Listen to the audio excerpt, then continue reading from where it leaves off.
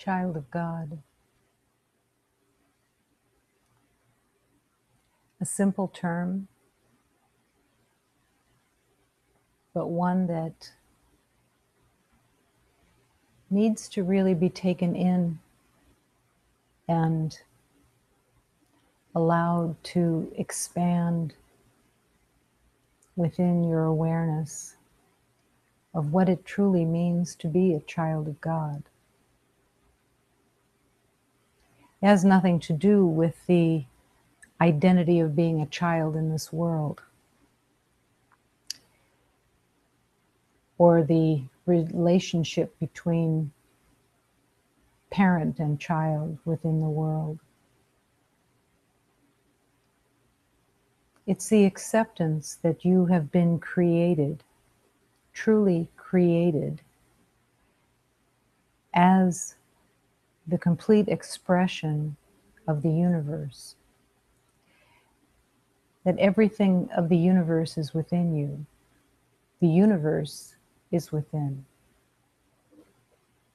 And within that universe, there is not one essence, one tiny bit of fear or pain or death. Your creation as the child of God actually has you being in heaven as the natural state, so much so that you would not be able to tell a separation at all between the essence of heaven and the essence of your divine spirit. They are completely as one. Every essence of heaven is the essence of you.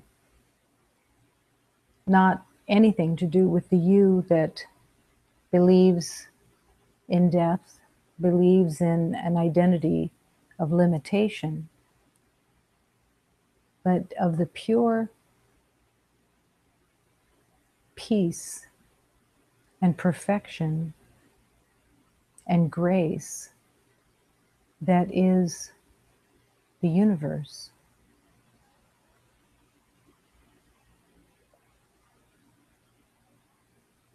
The idea that there is any separation between anything in the universe is completely fabricated. Are you the sun? Are you the moon? Are you the stars? Are you the breath of all life? Yes. And it must be brought into contemplation to let go of the false identity that you made to take its place.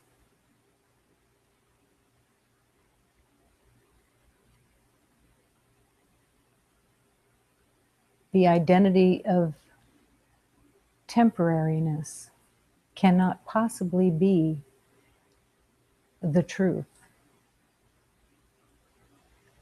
If the truth of God is eternal, infinite, having no beginning and no end, through creation, you are that. No beginning, no end. All love. The words will stay as words until you invite the holy vision of truth to take you into your child innocence, purity, and yet all power. Allow the spirit of love to take you. Open those doors.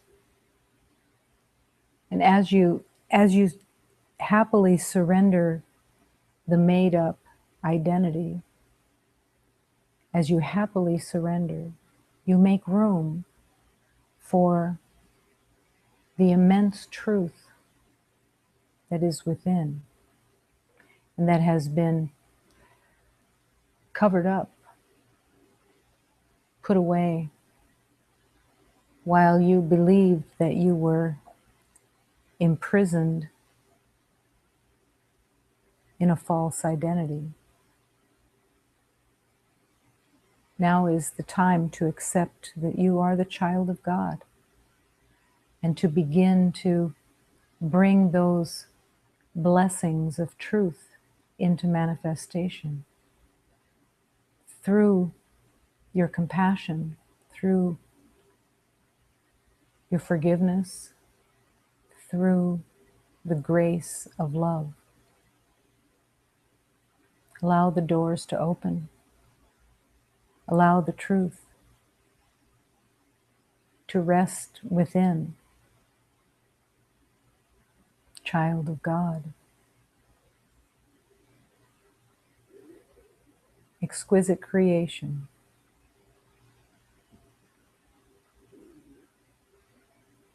In this moment, the willingness to recognize the life force of God is within you in this moment. And within this life force, we live and move and breathe as one. No competition, no differences, no levels and degrees of value, all in the totality of the life force of God. All love. Invite it, accept it, surrender to it. As you disown what was made up, the temporary identity of pain and suffering, and the belief in scarcity, all now turned away from as strictly illusion, not the truth at all.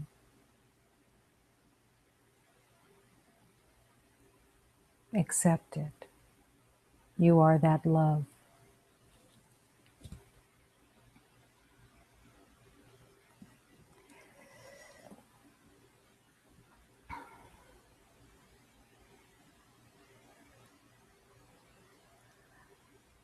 All I am, all I am, all I am is given to me. My mother gives to me, my father gives to me. All I am set free. I can forgive, I am forgiven. My mother gives to me, my father gives to me. Here to receive, I'm here to be forgiven. I will receive, I am forgiven. All I am, all I am, all I am is given to me. I'm here to receive. All I am, here to be given. All I am.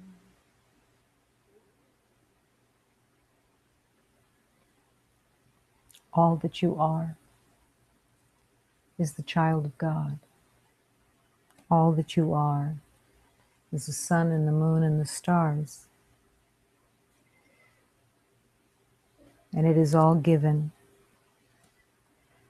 and you're asked to receive. Only for your love,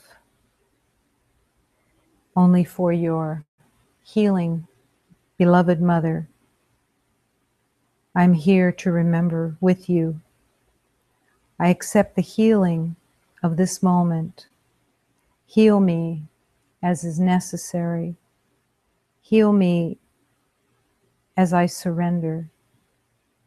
Here in this moment, heal what is necessary. I give it all to you, dear Mother, and you will heal what is necessary in the name of love itself. Apenas por vosso amor, apenas por caridade, a vós te damos louvor, ó Virgem de castidade.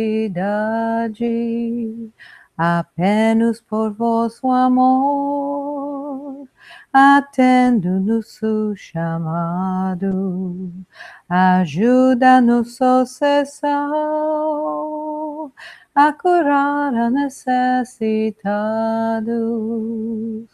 Apenas por vosso amor, atendo nosso chamado, ajuda-nos, ó cessar, a curar a necessitados.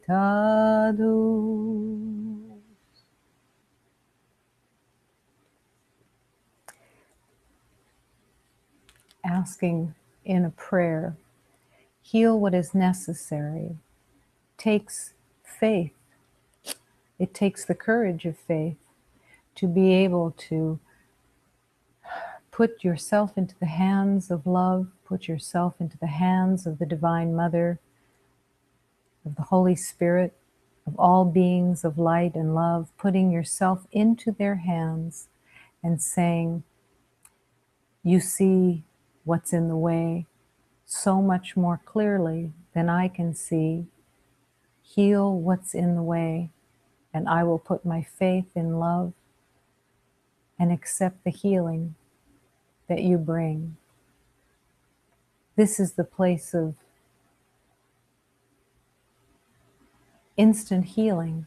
This is the place of healing through faith. Because as you ask for healing, you are healing your belief that you need to protect or you need to still know something. Heal what is necessary. Heal what's in my way that I don't even know what it is. Take me and show me the way.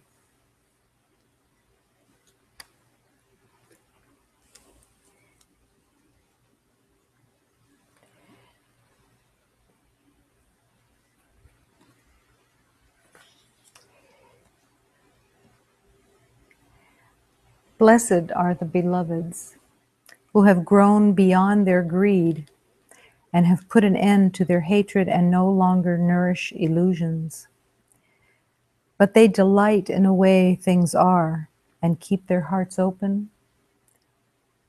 Day and night they hold their hearts open. They are like trees planted near flowing rivers, which bear fruit when they are ready. Their leaves will not fall or wither. Everything they do will turn to gold. Blessed are the beloveds who have grown beyond their greed.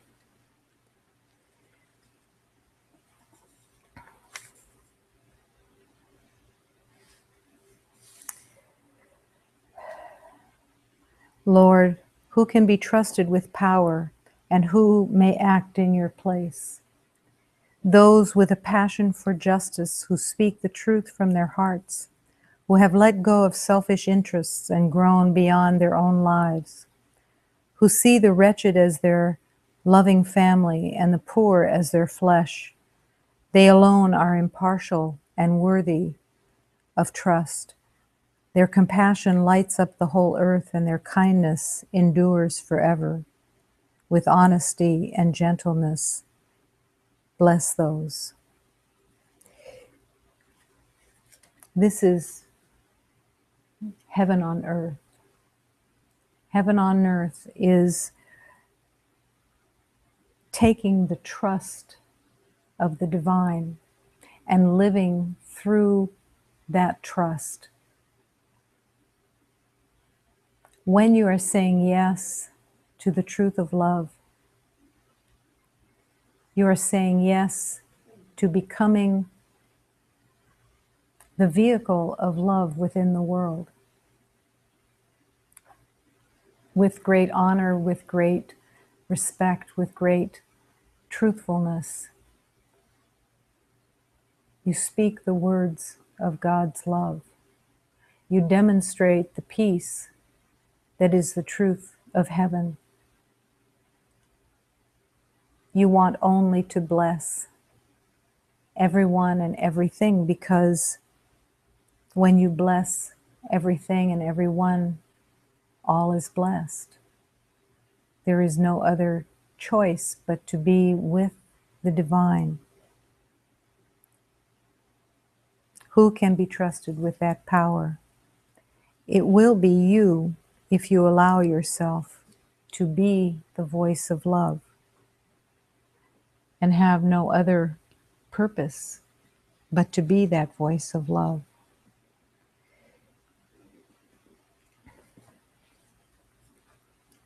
What the prom queen gets. Time, an enemy not easy to slay. It can tear the wing apart, sever it with such an unclean cut that one can bleed for days. An hour is a clever hallucination. A year, more so, a lifetime is the grand hoax. The way sound and light travel, the way all come from a source that has never moved, steady, solid, and always present. And at the height of the action of longing, or in the perfect resistance to all the forces of morals, everything can stop. Allowing yourself to stop within the moving world and allow the silence that is present in every moment. This is where you want to be, where the clock's tyranny has lost its influence. One always gets a big fat prize for that. For any clarity, overall function, and useful deductions, the door prize is heaven wraps itself in a box and places itself at your feet. With such a door prize, try to imagine what the prom queen gets. Time is an enemy not easy to slay, and yet, what is it to slay time?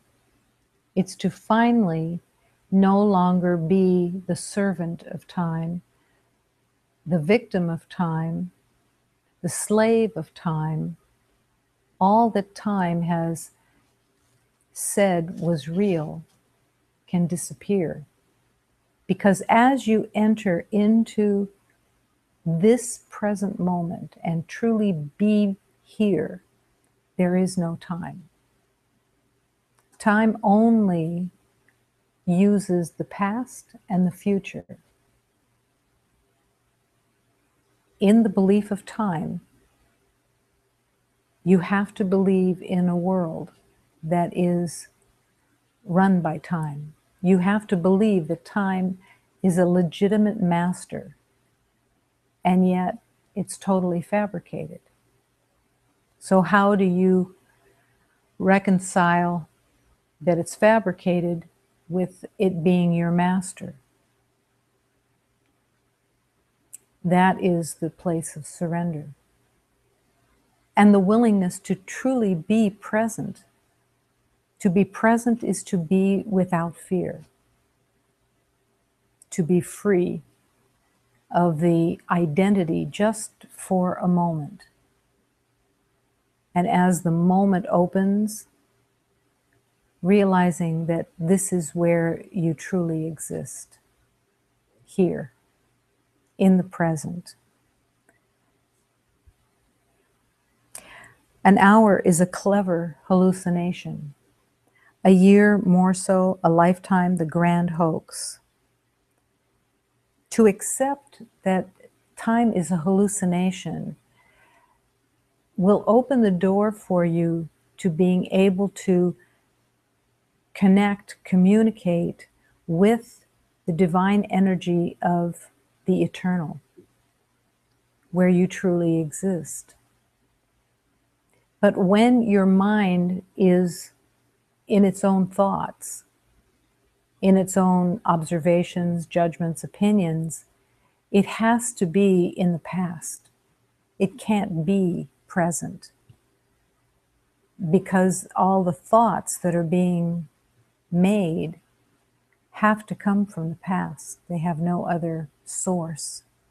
And so when a beloved finds it hard to heal, finds it hard to transform, it's going to be a lot to do with time and the belief in your own thoughts completely. When you combine time and your thoughts, you're going to be in pain, because they both represent fear. Everything from the past says, I'm trying to be in control, I'm trying to win, I'm trying to understand and be on top, and I'm trying to assess what's going on around me in order to believe that I'll be safe.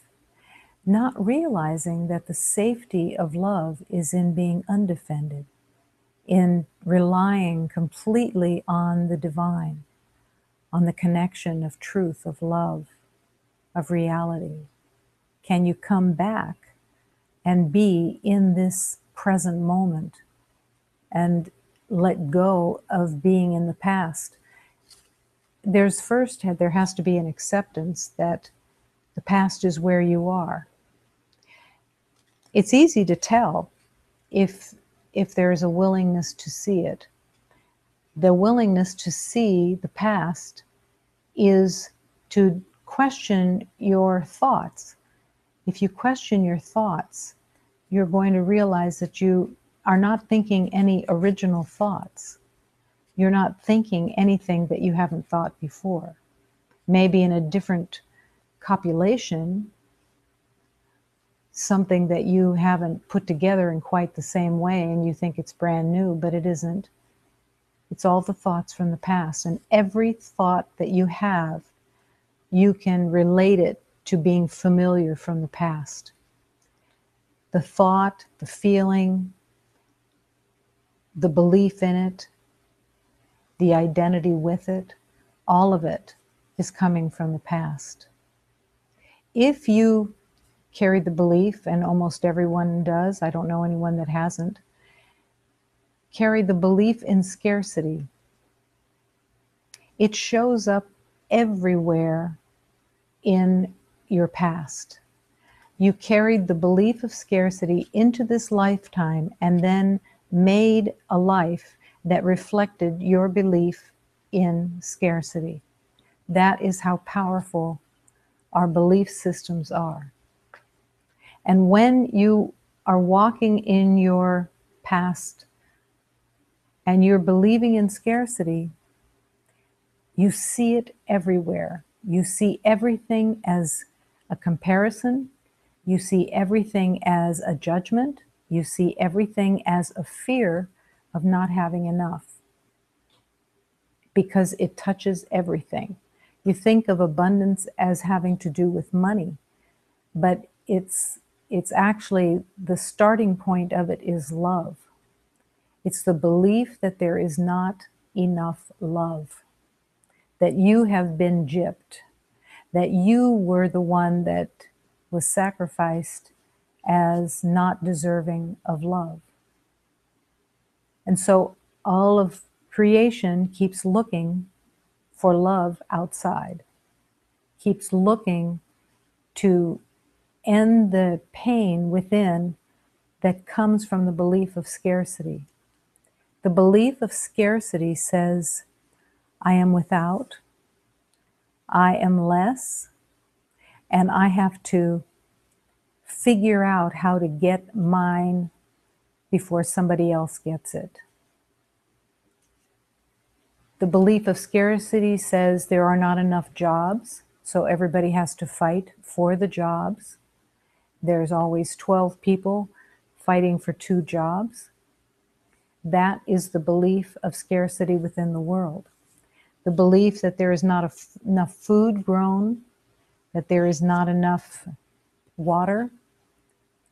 Everything that you look at comes from the belief of scarcity. Every relationship that you have in the world is cloaked in the belief of scarcity. You can look at the body, anybody's body, but including the one that you're in, and you can look at that body and you can see scarcity in it. You can see it through the lens of scarcity because it's what you think is real. So you judge the body. It's missing this, it's missing this, it's not good enough here, it's devalued there, it's needing improvement here and there, and the mind is believed to be scarce of intellect. Everything is about a scarcity. No one is ever at peace with how they see the world because it is built on scarcity. It promotes fear constantly. But even as you feel it, you can feel the belief in scarcity. And as you believe in that scarcity, it's familiar. It's completely familiar to you. You've lived with it all of your life. This lifetime, past lifetimes, it's all been based on scarcity. And it developed your judgment, it developed your assessments, it developed your fear of the world, it developed your idea of battle, of competition, of winning or losing, being right, being wrong, is all based on the belief of scarcity. The difficulty is if you don't know that it's based on scarcity, how can you ask for it to be healed? When you believe that your assessment of how you see the world is accurate, you're not going to question that scarcity in the world is natural. You're going to believe it hook, line, and sinker that everyone has to battle with scarcity. And what's the answer? In the world, maybe it's luck. Maybe it's being at the right place at the right time just by luck. Maybe it's winning the lottery by luck. Why do some have and some don't have? That most will not even want to look at or touch because it's too depressing and too frightful. So it stays locked up in a box and you just keep believing in the scarcity. But when you use the word scarcity, when I use the word scarcity, it's a natural word within the world. So how do you open to really want to see and want to recognize how it touches everything in your life? The willingness to ask for that blessing, for the grace, show me. I'm willing to see the scarcity that I believe in. I'm willing to see how I hold scarcity in my life and how it runs my life instead of the truth of God. The idea that there is not enough food, that there is not enough water, that there is not enough money, that there are not enough jobs, there's not enough love, there's not enough of anything within this world. Who and where does that come from? Your life experience? Well, it's backwards. You think you prove it to be right, that scarcity is real by your life experience. You believe that as you live your life experience, it is showing you what is true. but it's actually upside down, because in truth, you already believe in scarcity, and your belief in scarcity is projected outward, and that's all you see because you carry it as a belief within you. And it's proving that you're right. Everything that you see and everything that the world produces is saying, look, you're right. You should be scared. You should be trying to control it. You should be trying to get better luck, win the lottery, or whatever luck that it takes in this world. Not realizing that the healing of the belief of scarcity comes from surrender, comes from your willingness to truly surrender the belief of scarcity, the willingness to see it differently, the willingness within that this cannot be the truth, because the truth of God is all-encompassing and in complete abundance. So how can scarcity and abundance coexist? They can't. So you have to believe that you're in a separate world that has nothing to do with the truth of you as the child of God. You are the child of God. There's nothing in scarcity that can touch you, because scarcity doesn't exist. But to open to the fullness and truth of love is to denounce the world that you made, the belief of scarcity. Now, why would there be such a resistance to not surrendering the belief in scarcity? Is scarcity your friend? Is scarcity your companion that always does well for you? Does scarcity bond you to others in love? Does it bring joy and harmony and kindness to you? Does your heart open and extend itself with love, because there is no need to worry about anything, because the abundance of God is the ruler of the entire universe? That everything that is real is the grace and blessings of abundance. There's nothing lacking. Do you believe in lack? Do you believe that you are at the effect of lack in all of its ways? Lack because you're not loved enough, lack because you're not paid enough, lack because you're not fit enough, because you're not strong enough, because you're not intelligent enough, because you're not popular enough? What is it that's not enough? And when you identify with what is not enough, or what you believe is not enough, that's what you're called to surrender. See it for what it is. Allow the spirit of love to take you down into the depths of your belief of scarcity, of lack. And then when you see it and you recognize it, then the healing can truly begin, because you've put your belief of lack, scarcity, into the hands of God, and you are willing for it to be transformed. You're willing to live without the belief of lack. That's the only thing that you would want to live without, is the belief of lack. You're not going to live without love, because love is what you are. You're the creation of all life itself, so that is not going to be in lack. Nothing that is permanent of your divine nature has any lack. Do you admire the sun? You have the same essence as the sun. Do you admire the stars? You are one with all stars.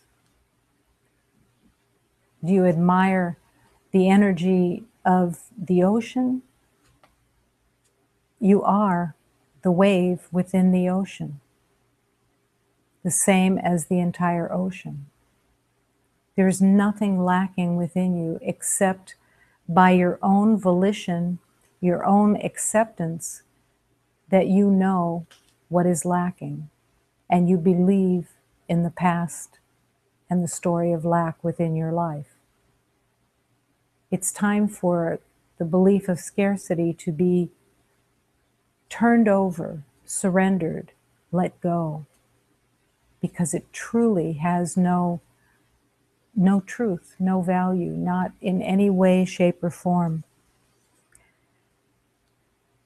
To the truth of spirit, getting is meaningless and giving is all. Why has it been put into those terms that getting is meaningless? If you are in the full abundance of the truth of God and you are the creation of God, you cannot be needing to get from anything outside of you. You already have everything. You're just not aware that it's already completely within you. It always has been. So the idea of getting something from anyone is meaningless. You've given it meaning because you believe in lack.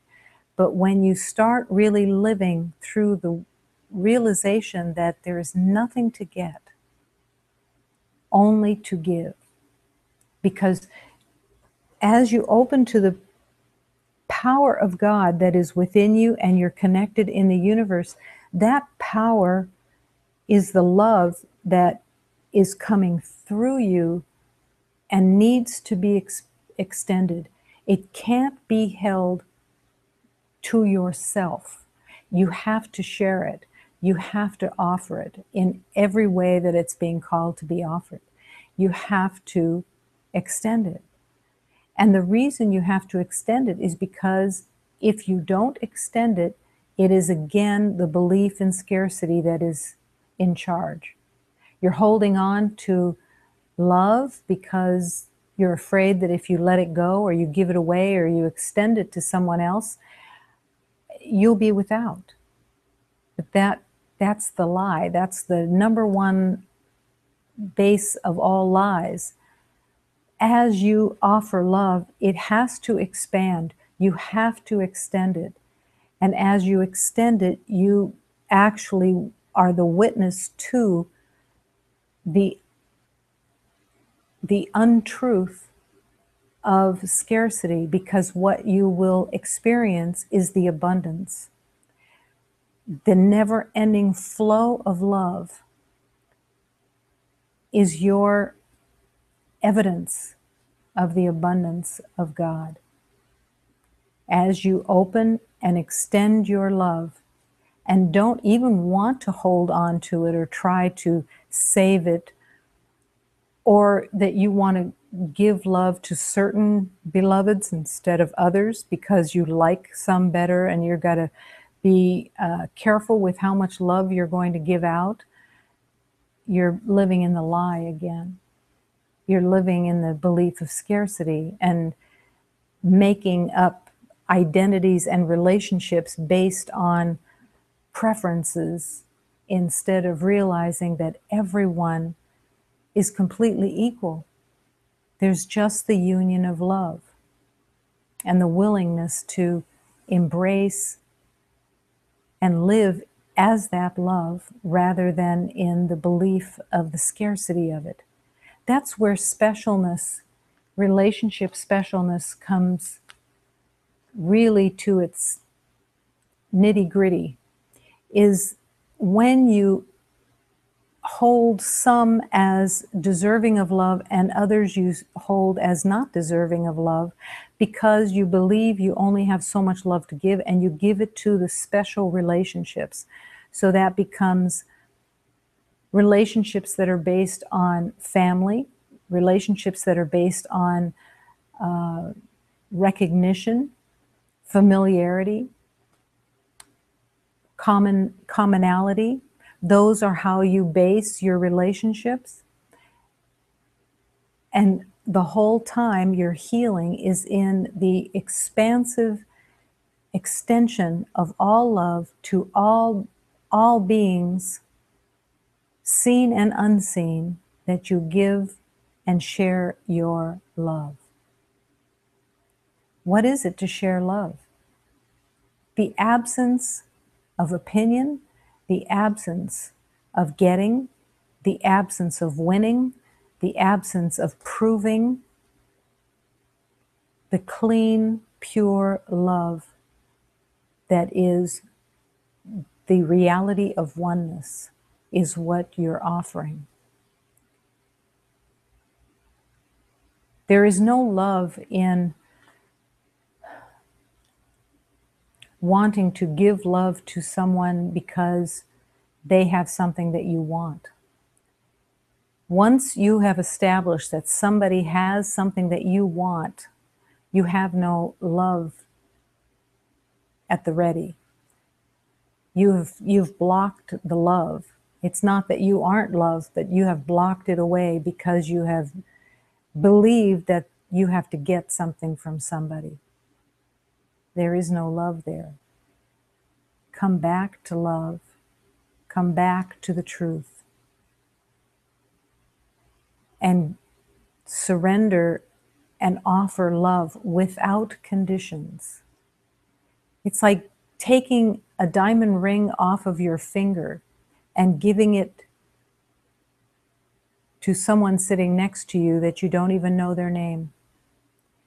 And you take that ring off and you give it to them because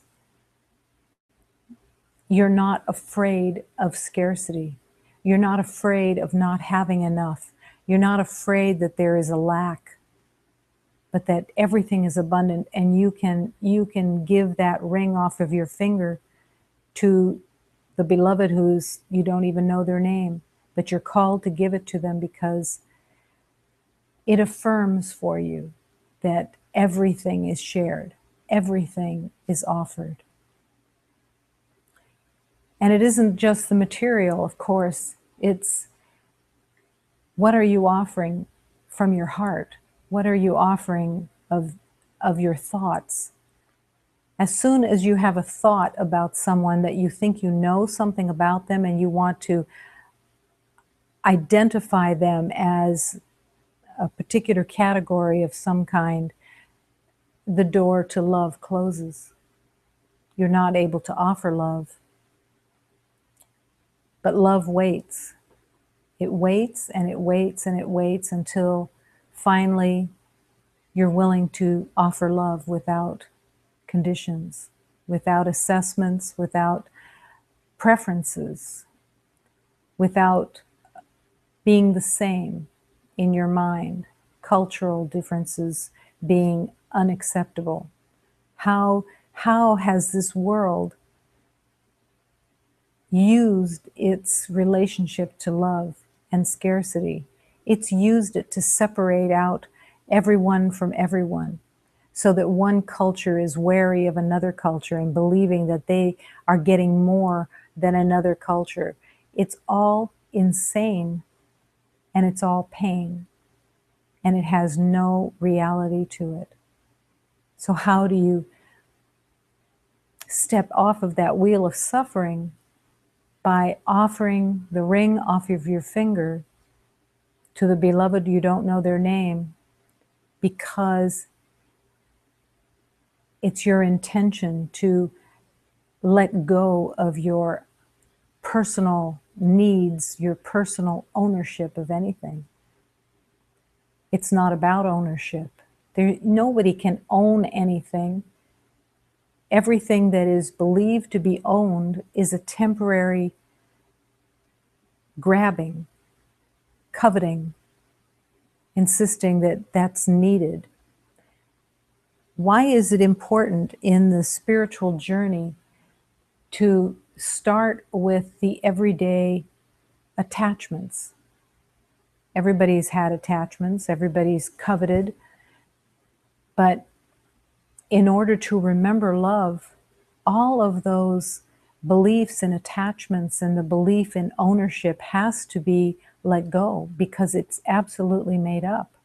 It has no reality. How much time and effort is spent on wills, the wills that bequeath your ownership to someone else because they deserve it or because they've earned it. All of it has no meaning in the intrinsic truth that there is nothing to own. In the service of love, things can be provided, but once you start to believe that you own it, you're back in fear. The ownership is a fearful place because you have to, in the belief of scarcity, you have to protect it. You have to defend what you own because there isn't enough, and if you don't defend it, somebody else is going to get it, and then there won't be any left for you. This is all the insanity of separation, and it starts with the belief in scarcity. It has to be healed from within and expressed on the outside. There's a beautiful way of looking at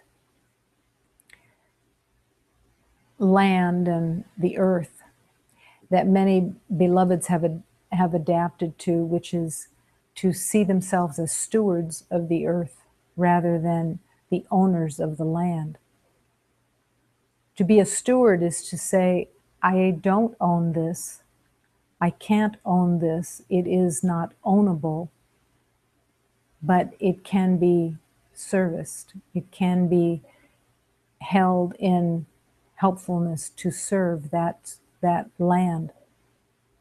And through that relationship, you learn the sacredness, or you can learn the sacredness of non-ownership and the realization that nothing can be owned. It can be walked with, it can be used, it can be danced with, but it can't really be owned. The beauty of non-ownership is that you then don't have the fear of loss, because the fear of loss will be at the center of the belief of ownership. If you believe that you own something, then you have to spend as much time commiserate to it to protect it. When somebody is very wealthy, most of the time they spend a lot of their time protecting their wealth, because once you have it, you have to protect it. All of this keeps God out. This is the ego's intention. This is what the ego was named after, edging God out. There is nothing of God within the idea of the fear of not having enough and the belief that there is a purpose to ownership. The purpose to ownership in the world is also the attachment to pleasure. Because as soon as you buy something, as soon as you get something, there is a high that comes with it. It doesn't have to be, but that's the nature of scarcity and the nature of ownership. The high that comes with it says, I'm better now. I'm better because I have this. When the truth of you is perfect and whole and holy, and there is nothing to change and nothing to make better. So how important is it to let go of time, which holds the scarcity, and let go of the belief in scarcity or ownership? The generosity of your heart actually opens when you are no longer attached to the ownership. Because as long as you believe in scarcity and ownership, you're going to be looking at everything as, I better hold on to this because I may not get another chance to have it. Or maybe I should get 5 more exactly the same so that I have enough, even though nothing actually came from there except that it was fear that was propelling itself. I need 5 of these or 6 of these instead of just 1 because I have to make sure that I have enough. There are children's stories that are built all on scarcity. The idea of the 3 little pigs that build their house, all of those stories, Midas and the Golden Touch, Spinning Gold, all of those stories are all about scarcity because it is perpetuated as an identity within this world, but it is not the truth of you.